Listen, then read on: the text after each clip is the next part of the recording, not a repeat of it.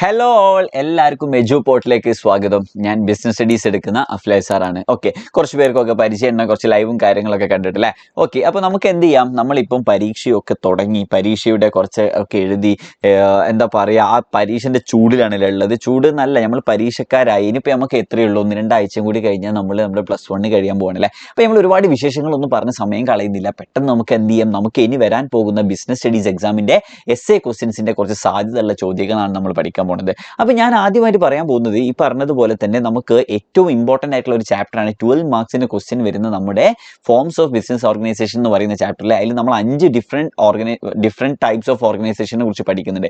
അതിൽ ഞാൻ ഇന്ന് ഡിസ്കസ് ചെയ്യാൻ ഉദ്ദേശിക്കുന്നത് പാർട്ട്ണർഷിപ്പ് എന്ന ഭാഗത്ത് നിന്ന് നമുക്ക് ചോദിച്ചേക്കാവുന്ന കുറച്ച് ചോദ്യങ്ങളും ആ ചോദ്യങ്ങൾക്ക് എങ്ങനെ ഉത്തരം എഴുതണം എന്നുള്ള ഈസി ആയിട്ടുള്ള ഒരു ഭാഗം മാത്രമാണ്. നമുക്ക് എല്ലാവർക്കും അറിയുന്ന കുറച്ച് കോമൺ പോയിന്റ്സ്, അല്ലെങ്കിൽ നമുക്കൊക്കെ ഭാവിയിൽ ഒരു പാർട്ട്ണർഷിപ്പ് തുടങ്ങണമെന്ന് ആഗ്രഹമുള്ള ആൾക്കാരാണല്ലേ. അപ്പോൾ അങ്ങനെയൊക്കെ വെച്ചിട്ട് നമുക്ക് എന്ത് ചെയ്യാം, അതെല്ലാം ഒന്ന് റിലേറ്റ് ചെയ്ത് പഠിച്ചു കഴിഞ്ഞാൽ ഈസി ആയിട്ട് നമുക്ക് പാർട്ട്ണർഷിപ്പ് എന്ന് ഏത് ചോദ്യം ചോദിച്ചാലും നമുക്ക് എത്ര മാർക്ക് വാങ്ങും, 8 മാർക്ക് ഷുവറായിട്ട് നമുക്ക് സ്കോർ ചെയ്യാൻ വേണ്ടി പറ്റില്ലേ. അപ്പോൾ നമുക്ക് കുറച്ച് ചോദ്യങ്ങൾ നോക്കിയാലോ. പെട്ടെന്ന് നോക്കിക്കേ, വാട്ട് ഈസ് പാർട്ട്ണർഷിപ്പ് ബിസിനസ്? എന്താണ് partnership business? Write any four advantages and 3 limitations. അഡ്വാൻറ്റേജും ലിമിറ്റേഷൻസും ചോദിക്കുന്നുണ്ട്.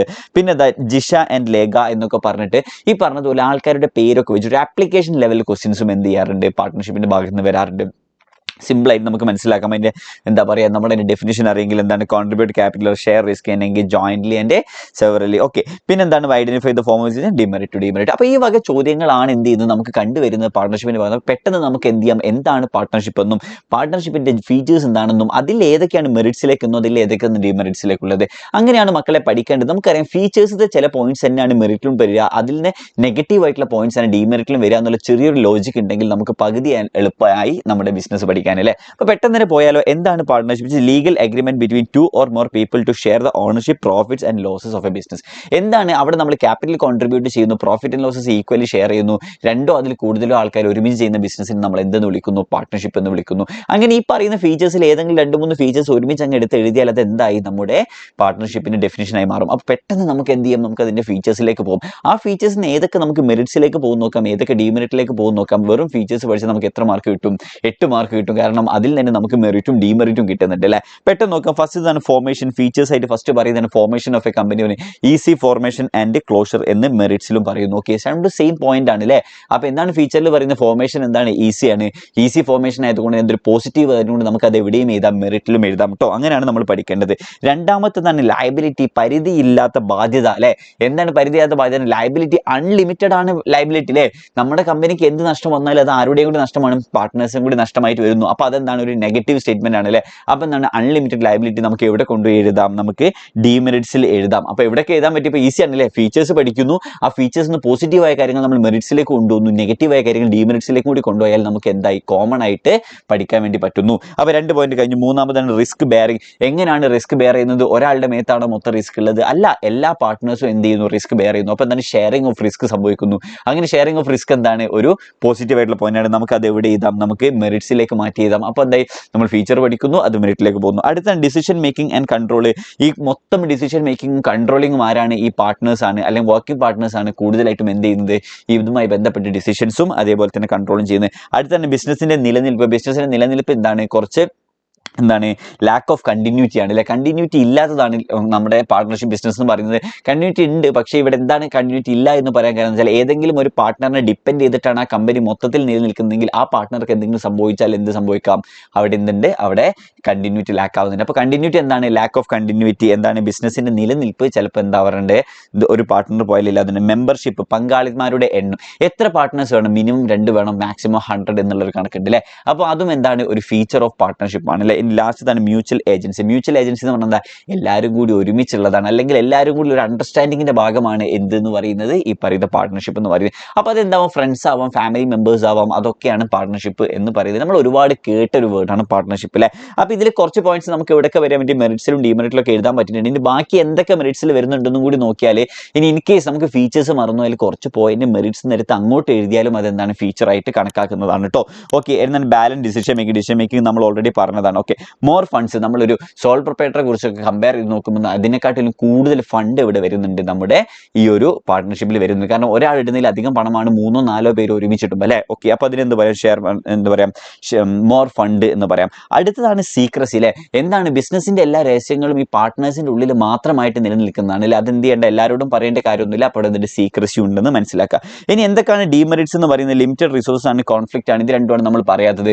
കോൺഫ്ലിക്റ്റ് എന്ന് പറഞ്ഞാൽ എന്താണ്, പാർട്ട്ണർമാർ തമ്മിൽ ചിലപ്പോൾ അടിപിടിക്കൊക്കെ ഒരു ചാൻസ് ഉണ്ട്, അതിന് നമ്മൾ കോൺഫ്ലിക്റ്റ് എന്ന് പറയുന്നു. പിന്നെ എന്താണ് ലിമിറ്റഡ് റിസോഴ്സ്, ഈ പാർട്ട്നേഴ്സ് നമ്മൾ അത് ആരുമായിട്ട് കമ്പയർ ചെയ്യുന്നത്, ലിമിറ്റഡ് റിസോഴ്സ് എന്ന് പറയുമ്പോൾ ഒരു പബ്ലിക് കമ്പനി അല്ലെങ്കിൽ ജോയിന്റ് സ്റ്റോക്ക് കമ്പനിയായിട്ട് കമ്പയർ ചെയ്യുമ്പോൾ പാർട്ട്ണർഷിപ്പ് എന്ന് പറയുന്നത് വളരെ ചെറിയൊരു കമ്പനിയാണ്. അപ്പോൾ ഇത്രയാണ് നമുക്ക് പാർട്ട്ണർഷിപ്പിനെ കുറിച്ച് ബേസിക് ആയിട്ട് പറയാനുള്ളത്. പാർട്ട്ണർഷിപ്പിന്റെ ഫീച്ചേഴ്സ് എന്താണ്, മെറിറ്റ്സ് എന്താണ്, ഡീമെറിറ്റ്സ് എന്താണ് അല്ലേ. ചിലപ്പം ക്വസ്റ്റ്യൻ എന്തേ വരുള്ളൂ, ഫീച്ചേഴ്സ് മാത്രമേ എഴുതാൻ വരുള്ളൂ, അല്ലെങ്കിൽ എന്തേ വരുള്ളൂ, മെറിറ്റും ഡീമെറിറ്റും മാത്രമേ എഴുതാൻ വരുള്ളൂ.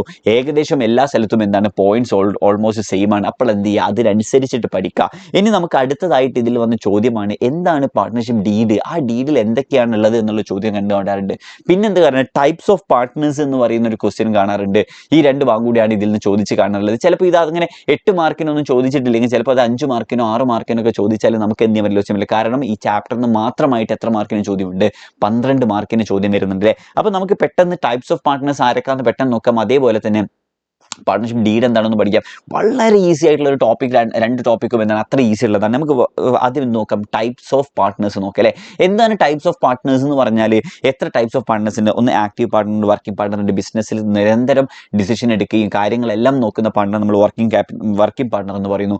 അടുത്തതായിട്ട് പറയുന്നതാണ് സ്ലീപ്പിംഗ് പാർട്ട്ണർ. ആ പാർട്ട്ണർ എന്താണ്, ക്യാപിറ്റൽ ഇൻട്രൊഡ്യൂസ് ചെയ്തിട്ട് പുള്ളിക്കാരൻ പോകും, പുള്ളിക്കാരൻ എന്ത് ചെയ്യില്ല, ഡിസിഷൻ മേക്കിങ്ങിലൊന്നും പങ്കെടുക്കില്ല. ഓക്കെ, അപ്പോൾ അവിടെ എന്താണ് ഈ പറഞ്ഞതുപോലെ ചിലപ്പോൾ ഗൾഫിൽ നിന്നൊക്കെ ആൾക്കാർ എന്ത് ചെയ്യും, നമുക്ക് പണം ഇട്ടൊരു പറയും എനിക്ക് അവിടെ വന്ന എല്ലാ കാര്യങ്ങളും നോക്കാൻ പറ്റില്ല, അങ്ങനെ പണം മാത്രം കോൺട്രിബ്യൂട്ട് ചെയ്തിട്ട് പ്രോഫിറ്റ് ആൻഡ് ലോസിൽ ഷെയർ ഉള്ള ആളാണ് ആരെന്ന് പറയുന്നത് ഈ പറഞ്ഞ സ്ലീപ്പിംഗ് പാർട്ട്ണർ. അടുത്താണ് സീക്രട്ട് പാർട്ട്ണർ. അങ്ങനെ ഒരു പാർട്ട്ണർ ഉണ്ട്, നമ്മൾ പുറത്ത് ആരോടും പറയത്തില്ല, സീക്രട്ട് ആയിട്ടാണ് ആ പാർട്ട്ണർ ഉണ്ട്, അവർ രഹസ്യ പങ്കാളി എന്നാണ് പറയുന്നത് കേട്ടോ. അടുത്തതാണ് നോമിനൽ പാർട്ട്ണർ, നാമമാത്രമായ പാർട്ട്ണർ എന്ന് പറയുന്നു. അവിടെ എന്താണ്, നമ്മുടെ ബിസിനസിന്റെ ഗ്രോത്തിന് വേണ്ടിയിട്ട് നമ്മൾ ഫേമസ് ആയിട്ടുള്ള ഒരാളൊക്കെ നമ്മുടെ പാർട്ട്ണർ ആണെന്ന് പറയുന്നു, അതിനാണ് നാമമാത്രം നോമിനൽ പാർട്ട്ണർ എന്ന് പറയുന്നത്. പിന്നെ എന്താണ് എസ്റ്റോപ്പൽ, പങ്കാളി എന്ന് സംസാരത്തിൽ നടിക്കുന്നയാൾ, അയാൾ പറയാണ് ഞാൻ ഈ ബിസിനസിന്റെ പാർട്ട്ണർ ആണെന്ന് പറയുന്നു. ലാസ്റ്റത്താണ് പാർട്ട്ണർ ബൈ ഹോൾഡിംഗ് ഔട്ട്, പങ്കാളിത്തം നിഷേധിക്കാൻ പറ്റാത്ത ആൾ. ഇങ്ങനെ ഒരാൾ ഉണ്ടെന്ന് പറഞ്ഞാൽ അയാൾ എന്ത് ചെയ്യുന്നില്ല, അയാളുടെ പാർട്ട്ണർഷിപ്പ് നിഷേധിക്കുന്നില്ല എന്ന് പറയുന്ന പാർട്ട്നേഴ്സ്. അപ്പോൾ ഇത്രയും 6 ടൈപ്സ് ഓഫ് പാർട്ട്നേഴ്സ് ആണെങ്കിൽ ചിലപ്പോൾ ഒരു 5 മാർക്കിനോ അല്ലെങ്കിൽ 4 മാർക്കിനോ ഏതെങ്കിലും 4 എഴുതാൻ പറഞ്ഞാൽ നിങ്ങൾക്ക് ഓർമ്മയിൽ നിൽക്കുന്ന ഡിഫൈൻ ചെയ്യാൻ പറ്റുന്ന ഈസി ആയിട്ടുള്ള ഏതെങ്കിലും 4 പാർട്ട്നേഴ്സ്, വർക്കിംഗ് പാർട്ട്ണറും സ്ലീപ്പിംഗ് പാർട്ട്ണറും സീക്രട്ട് പാർട്ട്ണറും നോമിനൽ പാർട്ട്ണർ നമുക്ക് ഈസി ആയിട്ട് കിട്ടും. പിന്നെ എസ്റ്റോപ്പിലും അതേപോലെ തന്നെ ഹോൾഡിംഗ് ഔട്ടുമാണ് ചിലപ്പോൾ ഡൗട്ട് ഉണ്ടാവുക. അപ്പം എന്ത് ചെയ്യുക, ഫസ്റ്റ് 4 നല്ല കൃത്യമായിട്ട് പഠിച്ചു വെച്ചേക്കാം, അതെന്തായാലും മിസ് ഔട്ട് ചെയ്യാൻ പാടില്ല. അടുത്തതാണ് ക്വസ്റ്റ്യൻ കാണാറുണ്ട്, എന്താണ് മക്കളെ പാർട്ട്ണർഷിപ്പ് ഡീഡ്, അതിന്റെ കണ്ടന്റ്സ് എന്താണെന്നല്ലേ. അത്രയും എളുപ്പമുള്ളൊരു ചോദ്യം നമുക്ക് ഇനി വരാനില്ല, വന്നാൽ അത്ര ഈസി ആയിട്ട് നമുക്ക് എന്ത് ചെയ്യാൻ പറ്റും, ആൻസർ ചെയ്യാൻ പറ്റുന്ന ഒരു ഭാഗമാണ് എന്താണ് പാർട്ട്ണർഷിപ്പ് ഡീഡ് എന്നുള്ളതും ആ ഡീഡിൽ എന്തൊക്കെ കണ്ടന്റ്സ് ആണ് ഉള്ളതെന്നുള്ളത്. എന്താണ് partnership deed? A written document between the partners അല്ലെ. ഒരു റിട്ടൺ ഡോക്യുമെന്റ് ആണ്, നമ്മൾ പാർട്ട്നേഴ്സ് തമ്മിൽ പറഞ്ഞുറപ്പിച്ച കാര്യങ്ങൾ ഒരു പേപ്പറിൽ എടുത്ത് എഴുതി ഒരു അഗ്രിമെന്റ് ആക്കുന്നുണ്ടെങ്കിൽ അതിനെ പറയുന്നതാണ് എന്തെന്ന് പറയുന്നത്, പാർട്ട്ണർഷിപ്പ് ഡീഡ് എന്ന് പറയുന്നത്.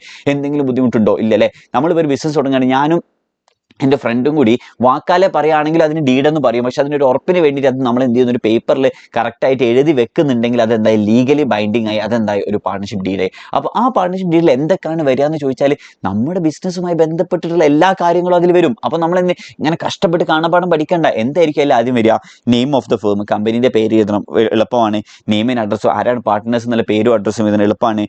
നേച്ചർ ആൻഡ് പ്ലേസും, ബിസിനസിൻ്റെ അഡ്രസ്സ് എഴുതണം, എന്ത് ബിസിനസ് ആണെന്ന് എഴുതണം. പിന്നെ കമൻസ്മെന്റ് ഓഫ് പാർട്ട്ണർഷിപ്പ്, എന്ന് മുതലാണ് നമ്മൾ ബിസിനസ് തുടങ്ങിയെന്ന് എഴുതണം. പിന്നെ എന്താണ് ക്യാപിറ്റൽ കോൺട്രിബ്യൂഷൻ, ഓരോ പാർട്ട്നേഴ്സ് എത്ര രൂപ കോൺട്രിബ്യൂട്ട് ചെയ്യുന്ന എഴുതണം, അതിൽ അവർക്ക് എത്ര പ്രോഫിറ്റ് കിട്ടും, എത്ര ലോസ് ആണുള്ളത് നമ്മൾ മെൻഷൻ ചെയ്യണം.